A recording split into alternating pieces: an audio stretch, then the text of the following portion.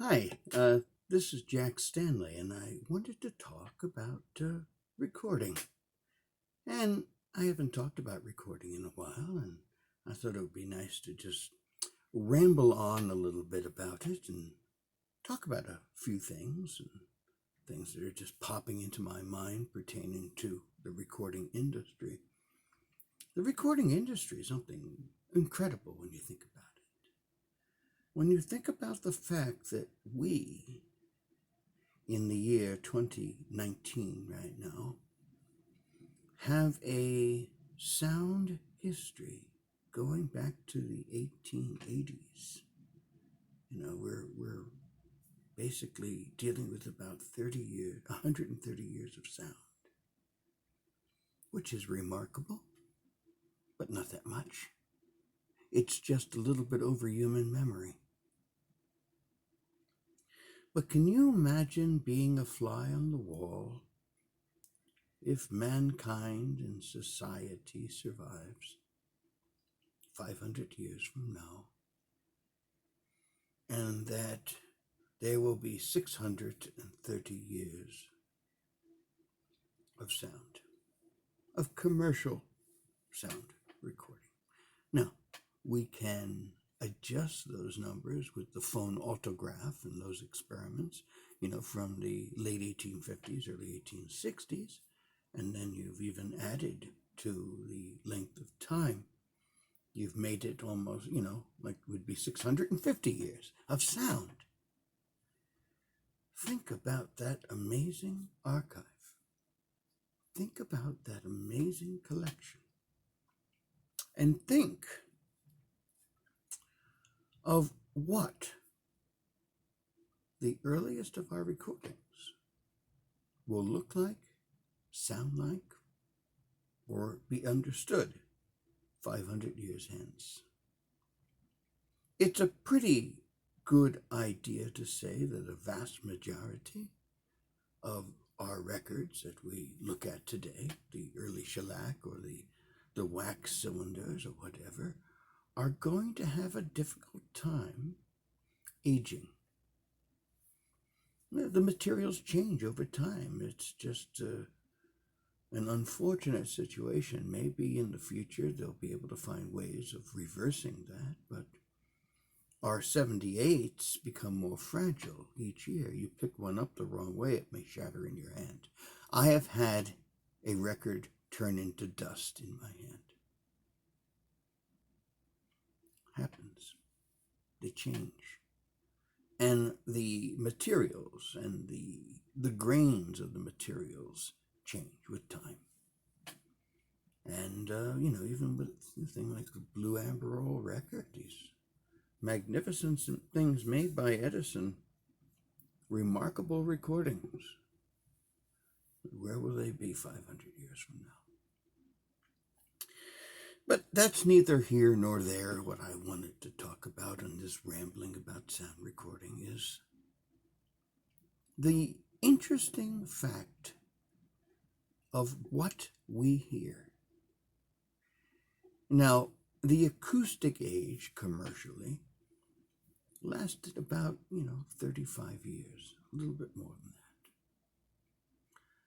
And in that period of time, there were many different changes, many different styles. I always like to talk about the earliest form of acoustic recording. Late acoustic recording is very different. Late acoustic recording was much more technical, much more advanced, and they had learned a good deal of how to make recordings in the best scientific ways. And to listen to many of the late acoustic recordings is truly a remarkable thing. But they're still missing an awful lot. And no matter what you do, at least at the present time, you cannot retrieve what does not appear to exist on that record. When you go all the way back to the Berliner records, those Berliner records, the acid-etched discs, they could be recorded and multiplied because they could make a stamper from it. Still, they were remarkable for their time, remarkable to us for their unique nature, but certainly not very good forms of sound recording. The brown wax of Columbia and Edison was a bit more advanced. You had a much more gentle sound, a softer sound, and perhaps a slightly more realistic sound, but they didn't last because they were of soft wax. And today, when you listen to a lot of early brown wax, it's remarkable to hear what's on them. You know, a number of years ago, they had a whole big album put out on the Maples and Cylinders made at the Metropolitan Opera House. And they got all the cylinders from the various collections and used the best technology of the time to transcribe them. The problem was with a lot of those cylinders is they had aged, they had not been kept under the best of circumstances, some had been played to death, and some had been transcribed using things that never should have been used. And in many cases, with a lot of those records, the transcribed recordings made in the 1930s are better than the cylinders themselves, because the cylinders have been damaged to such a degree that there's not much you can do. Of course, that's what I'm looking at right now, but who knows what the future can do? Who knows? Maybe you can take a look at a groove and with a computer, and maybe this exists already, sit there and photograph and analyze which ones are notes, which one's damage, which is what, and maybe you can create a more perfect recording from what exists. Now, it sounds extremely time consuming. It sounds extremely expensive, and probably would only be done if a recording of someone who we didn't know there was a recording of suddenly was discovered, and it was nearly inaudible. It'll be interesting to see how technology meets early recording, which was a total lack of technology in many respects. It's going to be fascinating to see how they repair, restore, reconstitute some of those very, very fragile early recordings before they're gone forever. It's interesting to me as well when you think about, when you hear the voices. And let's use voices for the moment because it's probably easier to discuss it this way. That the acoustic system would rob you of a lot of the overtones, a lot of the sibilance, the qualities that we hear naturally in a voice through our ears were often blocked or basically changed or not recorded at all by the not too easygoing or not too well-designed diaphragms, which could take a lot, but they could only take so much, and it was within a certain range. Now, there are people that are working on something. It's called the ART system. I happened to notice it on YouTube, and I found it rather fascinating. I don't know what a lot of other people may think of it. And I heard a recording of Enrico Caruso singing Largo, which was recorded in September of 1920. And in his last series of recording sessions. And he sounds very different, because what the system does, it finds the overtones in the groove, which they basically state that the overtones were there, but the system itself didn't have a way of dealing with it, and so you'll find bits of overtones here, there, and everything, and they kind of connect them and add to them a little bit, and they create a sound that sounds more microphonish, if that's such a word. And it is a remarkable sound, and Caruso sounds different. There's still somewhat of that acoustic hootiness sound. But there is a higher part to the voice. There's more resonance to the voice. In fact, I remember reading one of the comments there. He said, who knew that Caruso would sound like Björling? Or it shouldn't be the other way around. Björling would sound like Caruso. Mrs. Caruso said that Björling was the one that sounded most like her husband. Other things that are interesting about those early recordings is that once again, you have that little pinhole of sound. And that became the standard norm. And we kind of judge people from those early days on those recordings. But I think we really have to look at it very differently, because we're not listening to someone sing as they would on stage. We're listening to someone as they would sing in a recording studio under extremely trying conditions. And, of course, what is the most important part of those early recordings, and even going into the electrical era all the way up to the 1940s, was the clock.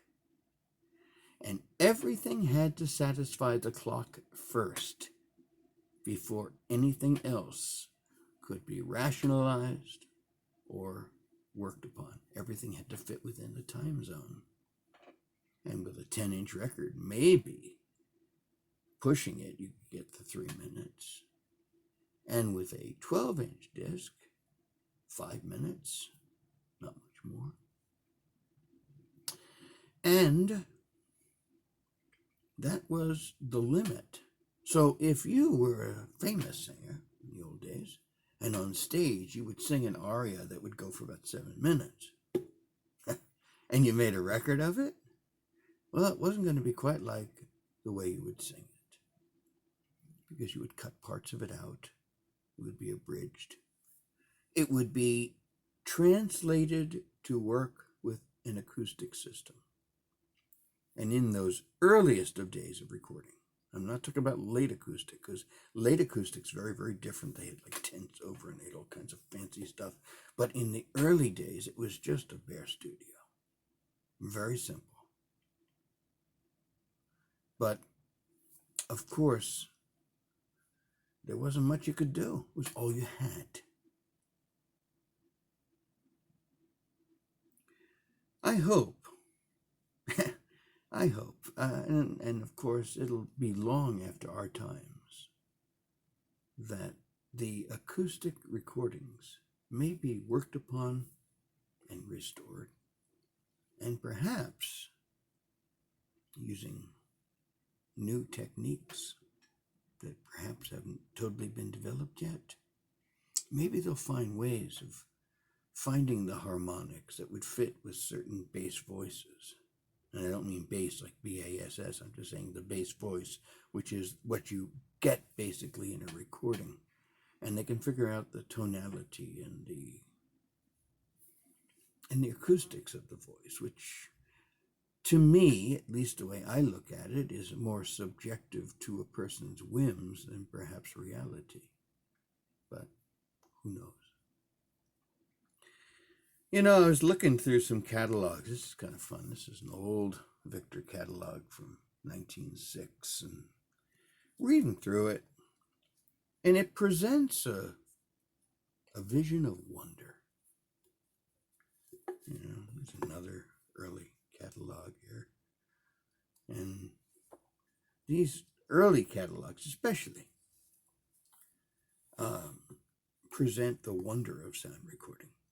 Eventually we'd get rather jaded to it all, because it was standard operating procedure and it was an entertainment system, and we lost our wonder. But then electrical recording came and we started all over with wonder again, and then we lost it. It's sort of like perfection in recording. You ever notice that? When the phonograph was invented, they said it was perfect. And then wax recording came in, and cylinder, and it was perfect. And then they did the Berliner gramophone, and it was perfect. And then wax disc recordings, and they were perfect. And later acoustics, and they were perfect. And electrical recording came out, and that was perfect. Perfection was reached many, many times. Reached, but hardly realized. I guess it's the best way to put it. So, enough of my ramblings here on sound recording. If you collect records, cherish them. Especially the early ones, because they are unique pieces. There was only one stamper, and they could only make just so many records from that stamper. They're unique pieces. It's not like records later on where they can make hundreds of thousands. Those early recordings are unique testaments of art. They're beautiful, fascinating, unique, and treasures. Never forget the fact that that is an artist, a performer, from a period of time so past ours, yet within those grooves, through the wonder of invention and innovation, they live.